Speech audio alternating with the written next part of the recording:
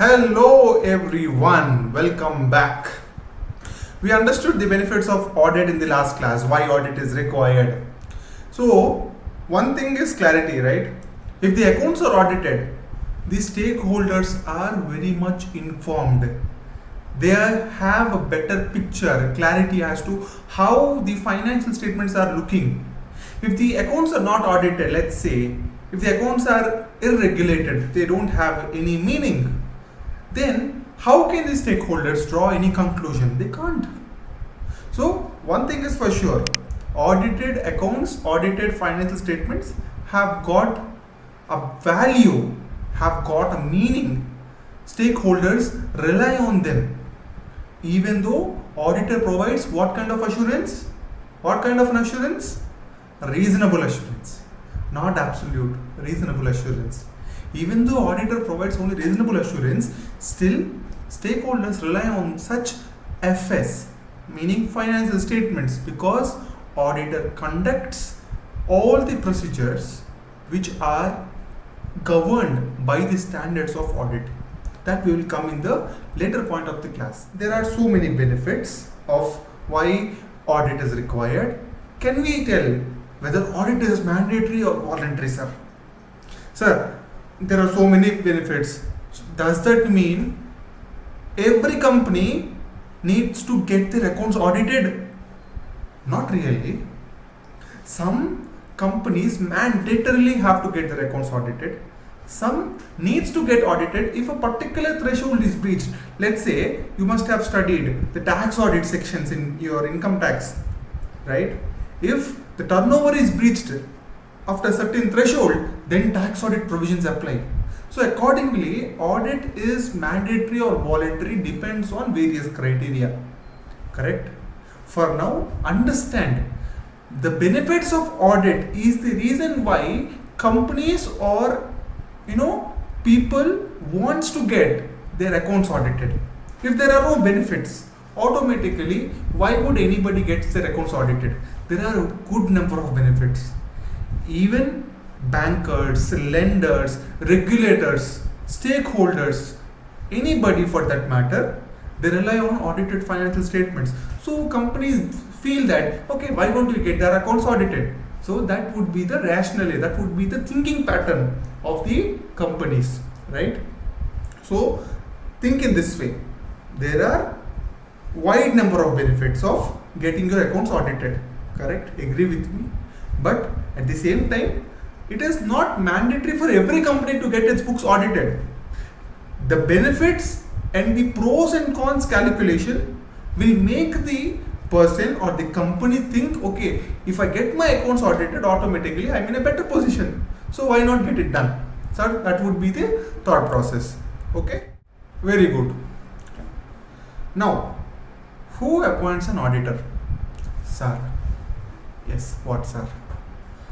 Auditor is there, companies are there, financial statements are there, everything is there. When this auditor is coming to our company and doing audits, sir, that is the first question you should always ask, because somebody should appoint the auditor, right?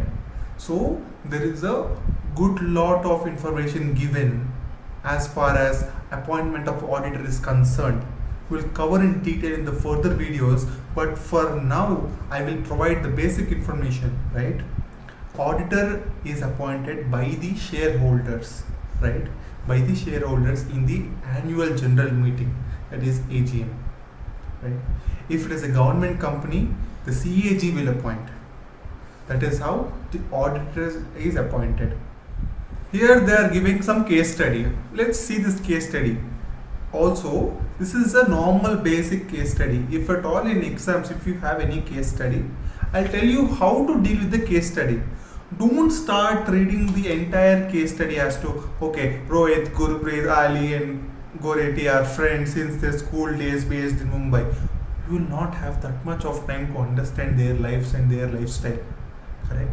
Come directly to what they're asking in the questions. First, read the questions. Accordingly, decide whether you need to read the entire paragraph or not. Sometimes what institute does is that irrelevant questions will be asked, meaning The paragraph will talk about their lifestyle, their story, their interests and all, but the questions will be straightforward.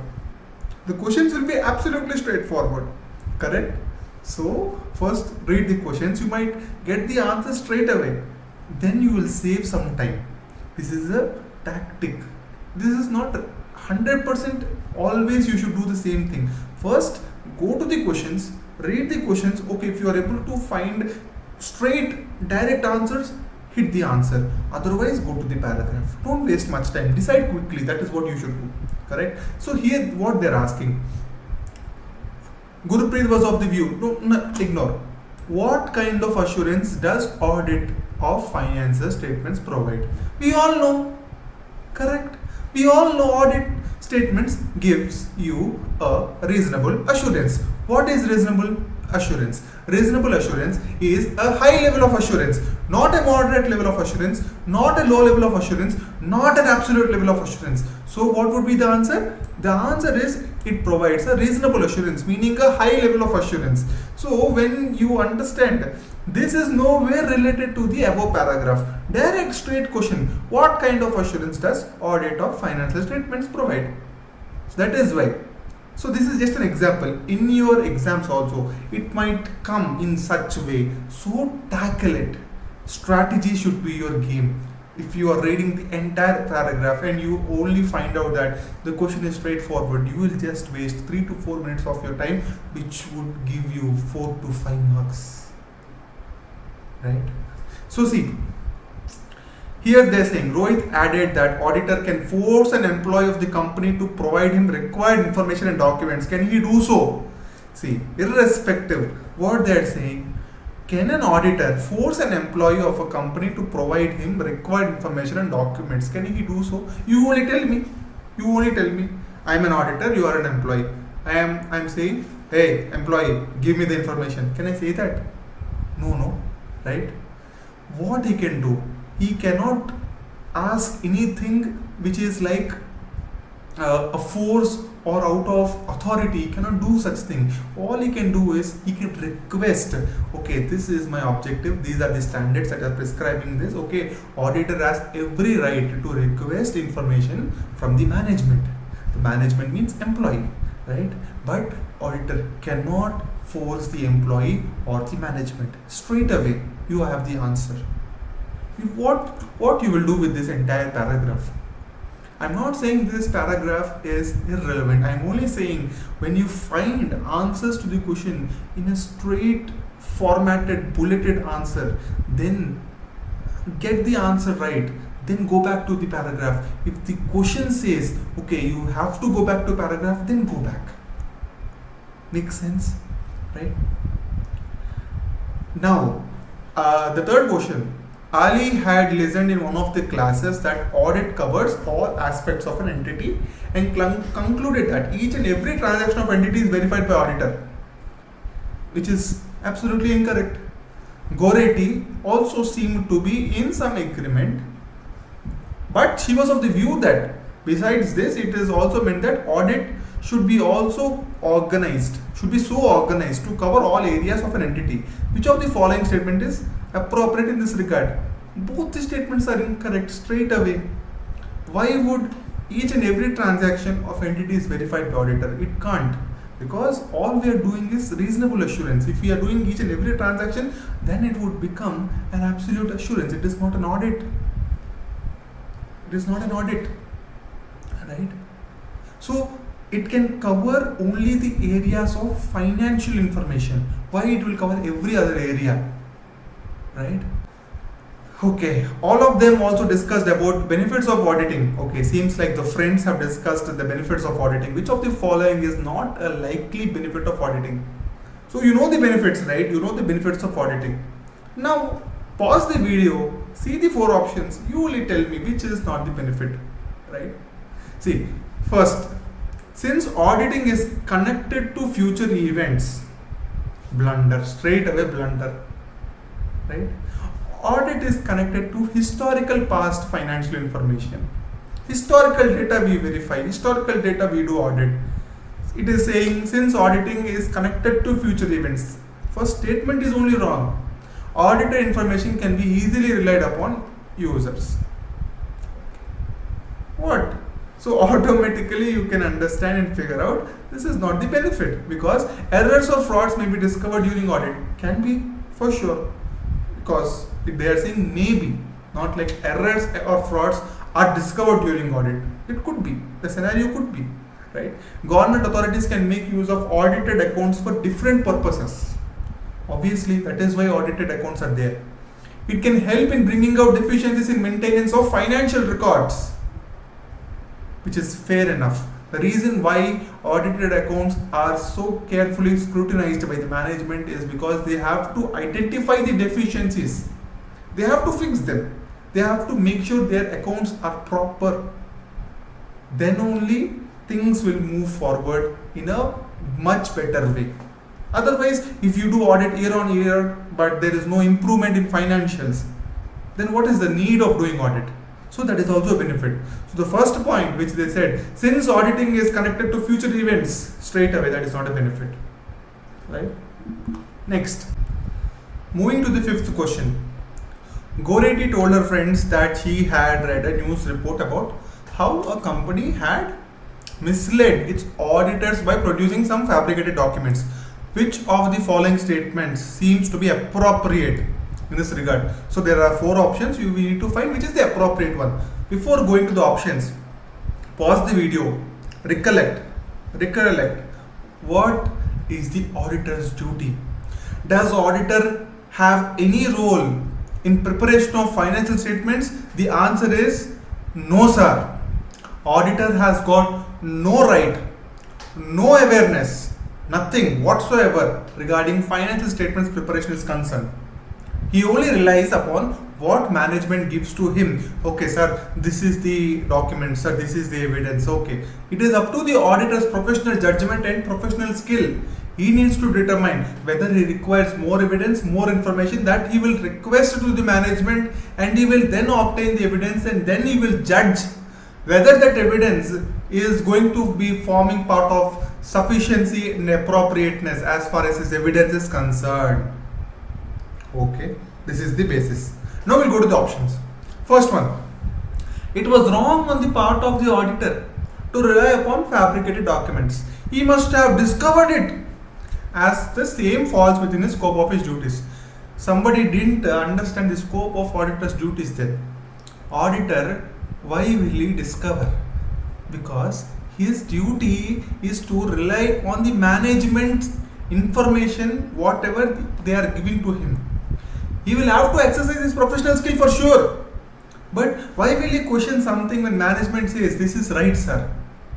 Why will he question that in the first place? He will be not having the mindset of this evidence, this information is wrong. He will be understanding the evidence.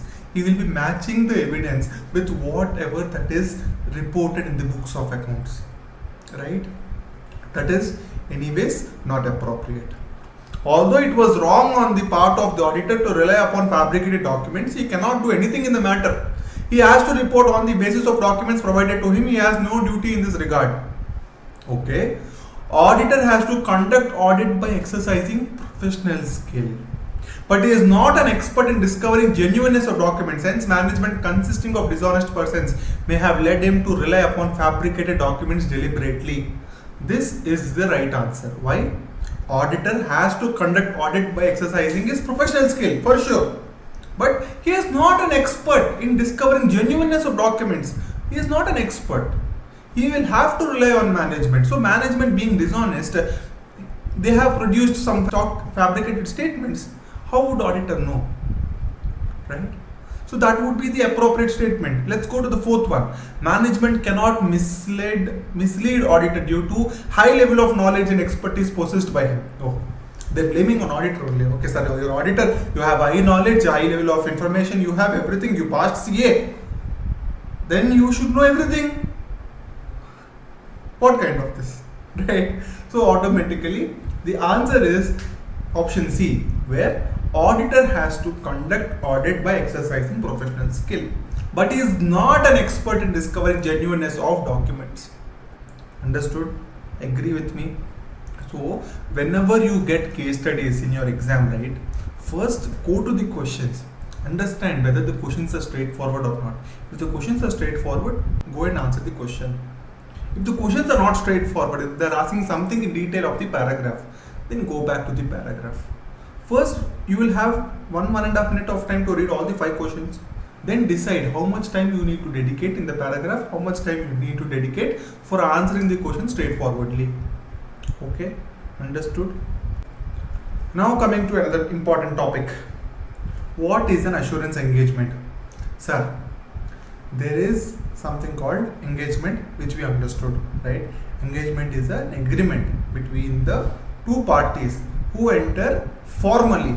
In our case, it is an audit engagement where the auditor and the company or the client entered into an agreement formally saying that auditor, you should provide the services of auditing to our company, correct? They enter agreement formally, which we call as audit engagement. Now we are understanding what is an assurance engagement. Assurance engagement is a wider term. It covers audit, but it is not just for audit. Assurance engagement is a whole wider term, correct? Okay. In assurance engagement, we have a practitioner, a responsible party, an intended user or a stakeholder. Okay. Practitioner is the one, like in our case, we are the auditor. In a property valuation, it is the valuer. So practitioner is the one who performs the subject matter. The subject matter or why this assurance engagement is performed in the first place. The criteria. The practitioner performs the subject matter against the criteria. Okay.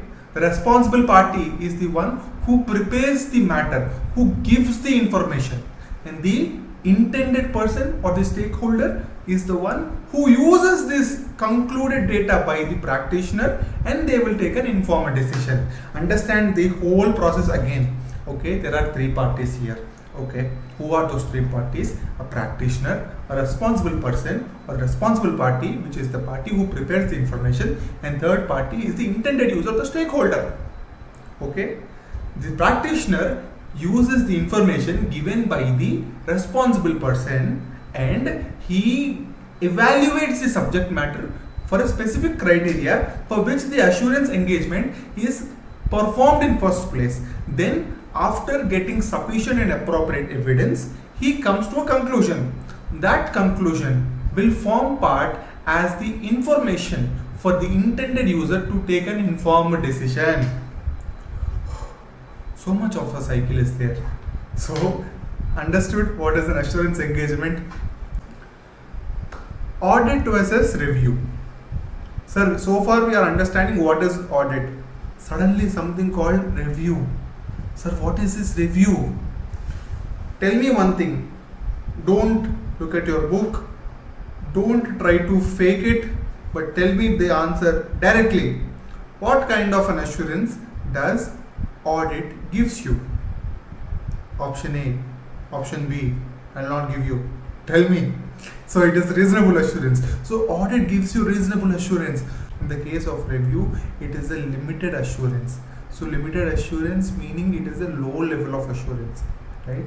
Both the audit and review are performed on the financial statements only, on the financial information only, and both are again done or performed on the historical financial information. So the procedures are same, the overall picture is same, but in review it is a limited assurance engagement, whereas audit is a reasonable assurance engagement, right?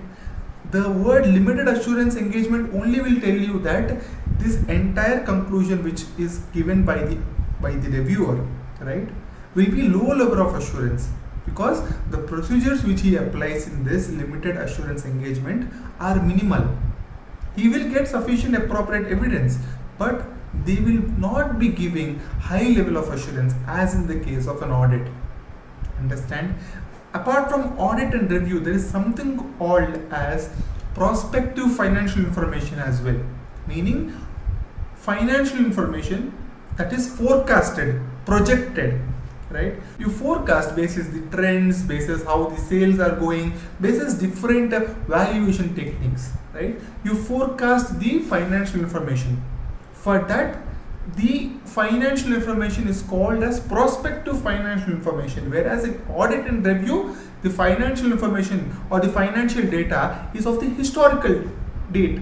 It is of the past date. The events are done. The economic decisions are already made. In prospective financial information, the future is contingent. The future is contingent, right? So there are three types here of assurance engagements. One, reasonable assurance engagement, which is nothing but audit. There is second, limited assurance engagement, which is review. And three, assurance engagements dealing with matters other than historical financial information, which is the prospective financial information or the forecast. Correct? So these three primarily form the assurance engagements which we are discussing currently. So which is the most reliable thing according to you then? Every assurance engagement has got its own purpose and own meaning. If the auditor is auditing the entire accounts, he should be able to give a reasonable or a high level of assurance stating that, okay, the company's performance, the company's financial health is overall true and fair.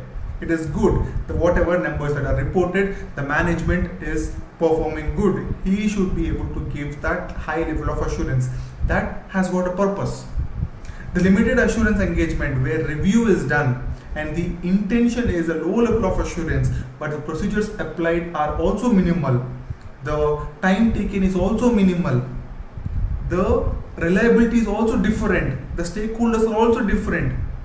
So the purpose entirely for a limited assurance engagement is different altogether. You should not compare the uses, but there is wide distinction between these two engagements, although both are done for the historical financial information. So the next important topic is about us. Sir, what is it, sir? Qualities of an auditor. Sir, why are the qualities of an auditor so crucial? Imagine the auditor who is performing the audit is a dishonest person, is not having ethical values, he is not right. How do you expect the auditor's report or the financial statement's conclusion is right? How do you expect that? So to understand, auditor should be having the highest principle of integrity. Then only the bare minimum expectation is that the auditor's report is genuine. So auditor should carry highest standard of integrity. He should be patient, he should be tactful, he should be strategic, he should think like a business owner, right? He should be reliable, he should be judgmental, not judgmental towards person, judgmental towards whether which is right, which is wrong. The ability to discriminate, right? The ability to show understanding towards financial statements. You should be having proper professional skill to apply accounting standards. You should be having proper knowledge of auditing standards. You should be able to apply them in the events of adversity. You should be able to take a decision. You should be having clear-headedness. You should be having proper understanding as to how the entire audit is run from start to the end. You should be thinking like a business owner, as I said earlier also. If there is any problem, you should be proactive. So there are wide variety qualities of an auditor. These are all illustrative but not exhaustive. An auditor should have the ability to adapt. That should be the utmost important criteria. Integrity plus adaptability of an auditor will give so much of reliability on those financial statements, my friend. Understood? So as an auditor, right, if you are a CA in the future, correct, I definitely believe that whoever is watching this video, after a few years you will be a CA for sure. When you go to an audit, understand integrity, carry the motto of ICAI. You should be very watchful. You should be having the vision, proper vision. You should not do any false or fraud or misreporting. You should be very keen towards the attention to detail. If there is any wrongdoing, be alert. These are very relevant in our day-to-day life, especially in the world where AI is progressing so much, right? As an auditor, we should be vigilant, we should be watchful, we should be thoughtful as to what we are doing. Gone are those days where it is okay. No, if there is information which is misreported, you should be able to detect it. If you're not able to detect it, then something like Nafra comes and catches you. You have nothing but to just fold your hands and bend down. That damages your reputation, not just yours but a brand like ICAI. So understand, the qualities of an auditor is not just for examination. You can write all the points which I told you, the patience, firmness, good temper, all those points you can write. But remember this for lifetime. You are an auditor. Be an auditor, not just when you're conducting an audit, but in your personal life as well. If in your personal life also you should exercise all these qualities. These are not the qualities which you should exercise only during audit. Definitely not. These are the qualities you should try and practice every single day, so that in the course of audit, those all qualities come in picture naturally. Understood? Very good. The next important topic, and this would be the final topic for chapter 1, that is standards. So far we understood auditor's responsibilities, auditor's objectives, SA 200, qualities of an auditor, advantages of an audit, many things, right? So, sir, entire process of audit is done, right? Who is governing it? That is where standards come. Institute of Chartered Accountants of India, ICAI, our institute has given guidelines or something called as standards. Sir, by the meaning of standards, do you understand something? Standard. Oh, this fellow has got a standard. Meaning there is a benchmark of global practices, right? If any company, every company, you and me are having accounts in a different format. Everybody's accounts are different. Everybody is practicing indifferently, right? Everybody is having different set of ideology, different set of methodology. There is no governing body. There is no principle in action. Then do you think anybody will be able to audit? How can he understand whether which is right or which is wrong, which to be reported, which not to be reported? How will he be able to conclude? That is where standards come in. By the global practices, there are certain benchmarks. Okay, there are certain benchmarks. These benchmarks are nothing but the standards as to, there is a particular framework. The company, the client must adhere to that particular framework. Auditor must verify whether that framework is properly followed, documented or not. If that is done, very good. If that is not done, you should be able to give a sufficient appropriate rationale as to why this is not done. If a standard says a particular thing to be followed, if it is followed, fair. If it is not followed, why? Auditor must exercise all his professional skills, professional judgment. You should be able to draw conclusions whether the standards are applied correctly or not. So when we are speaking about standards as an overall, there are multiple standards on auditing, as we talked about standards like SA 200 in the initial first class, right? So there are many more standards which we will be covering in the later point of time. But understand, there is something called standards on auditing. These govern how the audit procedures are done at an overall level. There is SA 200 which governs the overall objectives of an auditor. That is the standard which is saying that you should be able to obtain what kind of an assurance? Reasonable assurance. You should be able to quote this standard to the client, saying that client, my assurance is not absolute assurance. My assurance is reasonable assurance. Who has given this? ICAI has given this. SA 200 is saying this. Understood? So essays apply in every junction of your audit. The kind of procedures you apply, the kind of methodology you are using, everything. If you're documenting certain thing, there is a particular standard. SA 230 audit documentation is governing that standard. It is the standard which is saying that audit documentation is your work paper. That work paper is very crucial. You should record everything that you are doing as far as audit is concerned. Which standard is saying? SA 230 is saying. Likewise, there are many standards are there. There is a particular standard for giving out an opinion.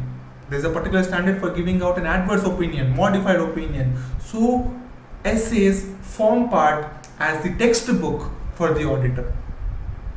And when coming to standards on review engagements, SREs, as we understood, right, there in the assurance engagement, there is a reasonable assurance engagement, there is a limited assurance engagement.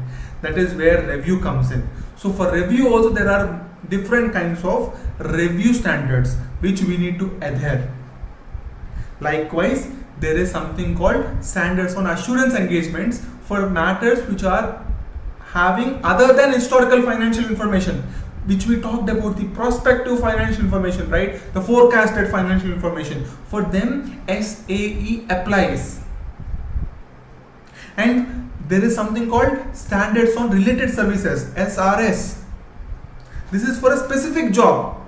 This is for a specific, very concentrated purpose. For them, we have specific standards again, which is called as SRS. If management is asking, hey, please can you help us in preparing this kind of consolidation, right? We are facing difficulties, let's enter into an engagement. You prepare us the consolidation, we will be giving you the fees, okay? It's not just about it, we need to follow the standards of SRS. Then you can prepare the client the consolidated information or consolidated requirements, whatever the client and you entered. Right? So for them also there is particular standard. So understand this as a picture. Overall, for anything and everything you do, there is a governing principle or a benchmark or a global practice that is called as standard. When you are doing, it is called as standard of auditing. When you are doing review engagement, it is called as standard on review engagement. When you are doing assurance engagement for other than historical information, then it is called as standard on assurance engagement. When you are doing something which is other than all those three, it is called as standard on related services, SRS. For all these four, you will be doing something called as SQC, standards on quality control. For every assurance engagement, SQC applies. Sir, what is SQC? SQC is nothing but the quality control, the kind of policies you are putting in place, the kind of framework you are putting in place as an auditor, as a review engagement person, as a practitioner. What are you doing? What kind of principles in action are you putting? What is the kind of team you have involved in this for a particular engagement? So all the actions which you are doing should adhere to the policies of SQC. So with this, we have concluded the chapter 1 of CA Inter Audit. I'm telling you, this is a revision class. For more detailed understanding, you should have a full-fledged class as to understand each and every topic with examples, with illustrations, with more questions for more clarity. But this class is intended for you to understand the syllabus as a whole, because without clarity, without conceptual clarity, the more and more you try to memorize, the more and more you get stressed, right? So what you should do now, complete the test your knowledge questions. I'll be dropping a video after all the classes, after all the chapters, right? I'll be posting a video where I'll be covering questions, not all the questions, but important questions or something which is tricky from each chapter, hand-picked, and I'll make a separate video. Maybe I'll drop after a week or so for first 3-4 chapters that you can leverage. But as of now, what you should do, you should be able to pick up your test your knowledge from chapter 1, complete all the questions, right? Check out the latest RTP, check out the latest MTP, complete those questions as far as chapter 1 is concerned. Then when you start coming to chapter 2, don't forget the basics of chapter 1. Revision is the key. Able to get me? This revision will save you, okay? make sure that you are well aware with all the points, well aware of all the conceptual clarity. If there is any doubt, come back to the video, close the point, go back. Simple. Okay, I hope you are studying well. We'll see you in next class, right, for chapter 2. Bye bye. Signing off, Sri Harsha.